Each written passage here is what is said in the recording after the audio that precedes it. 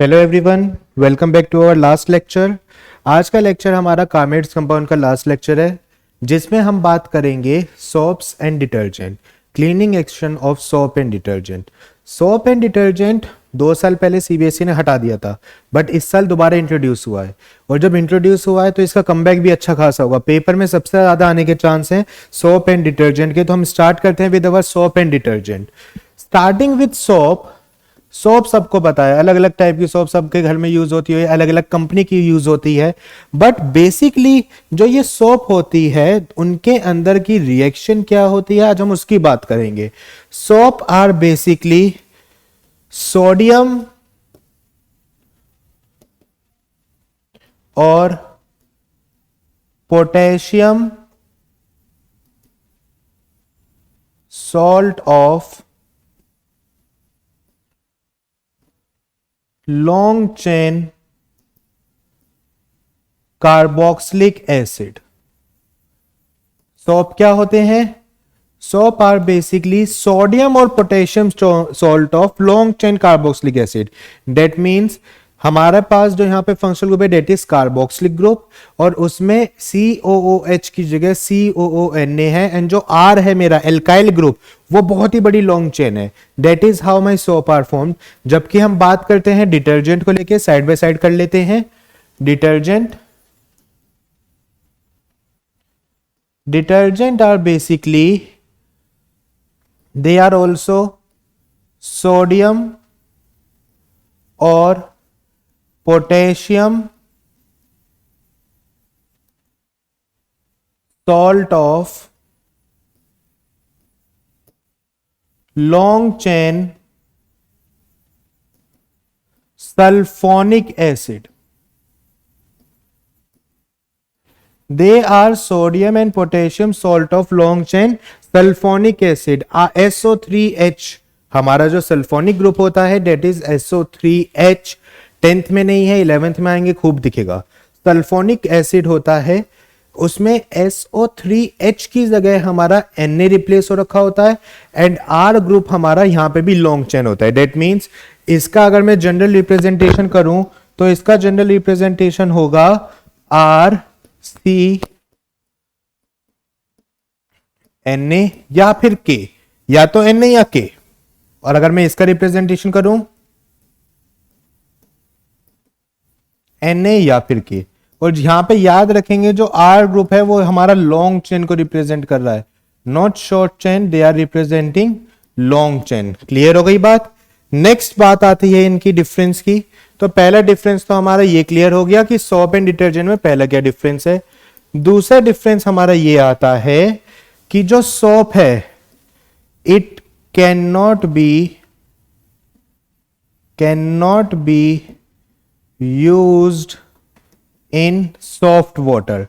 We cannot use soap in soft water, whereas detergent गलत बोल दिया। We cannot use soap in hard water, not soft water, it is hard water, whereas detergent can be used in both soft water as well as hard water।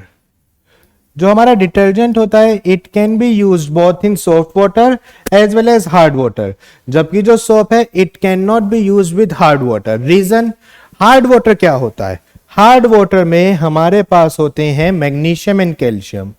Hard water क्या है?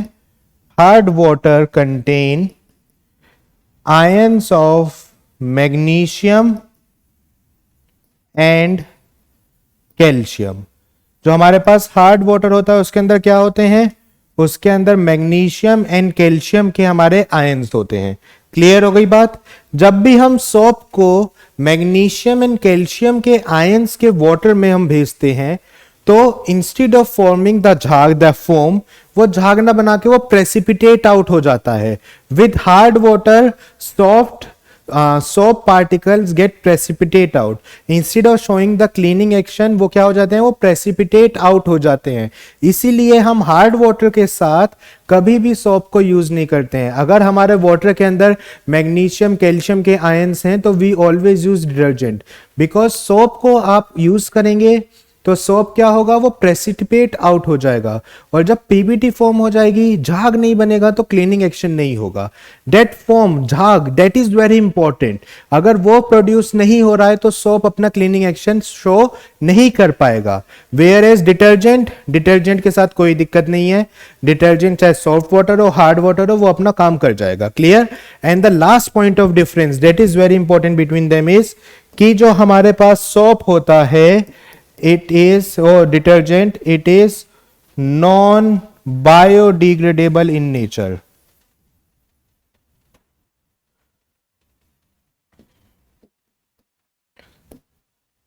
So detergent is non biodegradable in nature, whereas soap is biodegradable in nature. It is biodegradable in nature, whereas our detergent is non biodegradable in nature. Clear हो गई बात. एक हमारा biodegradable है, एक हमारा नॉन बायोडिग्रेडेबल है. हमने उसकी बात कर ली है. अब बात आती है क्लीनिंग एक्शन की, how the cleaning action is done. तो जब हम क्लीनिंग एक्शन की बात करते हैं ऑफ सोप एंड डिटर्जेंट, सबसे पहले हमारे पास एक टॉपिक आता है, डेट इज मिसल फॉर्मेशन. ठीक है. अभी मिसल फॉर्मेशन क्या होती है, हम उसकी बात करते हैं. जो हमारे पास सोप होती है या फिर हम बात करें डिटर्जेंट की, हमारे पास जो सोप एंड डिटर्जेंट है उसमें दो पार्ट होते हैं. एक होता है हाइड्रोफोबिक और एक होता है hydrophilic. Hydrophobic and hydrophilic. Hydrophobic part कौन सा है? Hydro means water and phobic means डरना, हेट करना. हाइड्रोफोबिक वाटर पार्ट हमारा जो होता है वो वाटर रिपेल करता है, वो पानी से दूर भागता है. और जो हमारा हाइड्रोफिलिक है, hydro means water and philic मतलब अट्रैक्ट होना. जो हाइड्रोफिलिक है वो वाटर अट्रैक्टिंग है. डेट मीन्स वो वाटर के पास जाना चाहेगा. क्लियर. अब होगा क्या हमारे पास, लेट से एक गंदा कपड़ा आया, ठीक है, जिसके ऊपर ऑयल लगी है. Oil is our acting as a dirt. Oil लगी हुई है, मैंने उसके ऊपर सोप अप्लाई करी. सोप अप्लाई होते ही क्या होगा, जो मेरा हाइड्रोफोबिक पार्ट होगा वो तुरंत पानी से दूर भागना चाहेगा. तो उसको कौन सी जगह दिखी, उसे दिखा ऑयल. तो as you can see in the figure, हमारे पास एक ऑयल ड्रॉपलेट है. जैसे ही मैंने सोप अप्लाई करा, वाटर अप्लाई करा, तो जो मेरी ये ऑयल ड्रॉपलेट थी, जितना भी मेरा हाइड्रोफोबिक पार्ट था, ये जो जितना भी ये सारा इसके सराउंडिंग है ना, इसके चारों तरफ देखेंगे यहां पे ये वाला पार्ट, ये मेरा है हाइड्रोफोबिक. ये पार्ट कौन सा है, it is hydrophobic in nature. Clear हो गई बात. ठीक. और जितना भी इसके आसपास ये बाहर की तरफ है, ये वाला पार्ट, ये वाला पार्ट, ये सारे पार्ट, ये मेरे कैसे हैं, these are my hydrophilic in nature. ये कौन से हैं, हाइड्रोफिलिक इन नेचर है. अब होगा क्या, हाइड्रोफोबिक पार्ट यहां पर सॉइल के पास, ऑयल के पास है, हाइड्रोफिलिक पानी के अंदर है. इस पूरी फॉर्मेशन को बोलते हैं हम मिसल फॉर्मेशन. मिसल फॉर्मेशन में क्या होगा, ऑयल के चारों तरफ मेरे सोप के मॉलिक्यूल ने इस तरीके से अपनी फॉर्मेशन कर ली. अब जब मम्मी कई बार कपड़े बाहर निकालती हैं या हम पानी से बाहर निकालते हैं, तो होगा क्या, जब पानी से बाहर निकल रहा होता है, जो हमारा हाइड्रोफिलिक पार्ट है वो वाटर में रहना पसंद करेगा. जैसे मान लीजिए मैं हूं water and this is my hydrophilic. अगर कोई चीज मैं अब इसके साथ रहने की कोशिश करूंगा, ये है मेरा hydrophobic, this pen is my hydrophobic part. ठीक है, आई एम ए हाइड्रोफिलिक. और इस हाइड्रोफोबिक ने किसी चीज को पकड़ रखा है, ऐसे इमेजिन करो. अब मैं वाटर हूं, मैं चला, मेरे साथ ये हाइड्रोफोबिक पार्ट भी आया, हाइड्रोफिलिक. हाइड्रोफिलिक ने हाइड्रोफोबिक बोला तू भी साथ चल. अब हाइड्रोफोबिक को क्या है, उसे पानी में नहीं आना, उसे पानी से दूर जाना है, तो वो जिस चीज में कंफर्टेबल है, किस में कंफर्टेबल था, ऑयल ड्रॉपलेट में कंफर्टेबल था, तो उस ऑयल ड्रॉपलेट को भी वो सरफेस से अपलिफ्ट कर देगा। और जैसे ही सरफेस से वो अपलिफ्ट हुआ, हमारे पास क्या हो जाएगा, हमारा जो क्लॉथ था वो क्लीन हो जाएगा।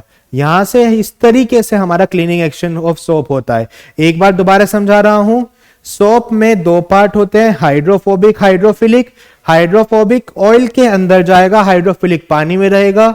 जब हम पानी से क्लॉथ को बाहर निकालेंगे तो वाटर में रहने के लिए हाइड्रोफिलिक क्या करेगा, पूरी कोशिश लगाएगा, वो हाइड्रोफोबिक को खींचेगा। एंड हाइड्रोफोबिक अपने आप को प्रोटेक्ट करने के लिए ऑयल ड्रॉपलेट को खींच लेगा और उससे ऑयल ड्रॉपलेट को वाटर क्लॉथ से अपलिफ्ट करवा देगा। That's how the cleaning action of soap is taken.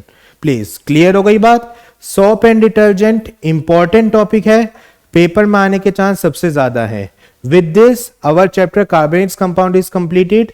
Please refer your NCERT for all the questions. Also, we will upload a video for the same. Thank you and prepare for the exam.